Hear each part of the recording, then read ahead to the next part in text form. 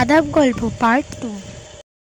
ডাস্টবিনে দুই পাশে দুটি প্রাণী নিষ্পদ নিশ্চল, হৃদয়ের স্পন্দন তালহারা ধীর, স্থির চারটে চোখের দৃষ্টি ভয়ে সন্দেহে উত্তেজনায় তীব্র হয়ে উঠেছে। কেউ কাউকে বিশ্বাস করতে পারছে না, উভয় উভয়কে ভাবছে খুনি। চোখে চোখ রেখে উভয় একটা আক্রমণের জন্য প্রতীক্ষা করতে থাকে, কিন্তু খানিকক্ষণ অপেক্ষা করেও কোনো পক্ষ থেকে আক্রমণ এলো না। এবার দুজনের মনেই একটা প্রশ্ন, হিন্দু না মুসলমান। এ প্রশ্নের উত্তর পেলেই হয়তো মারাত্মক পরিণতিটা দেখা দেবে।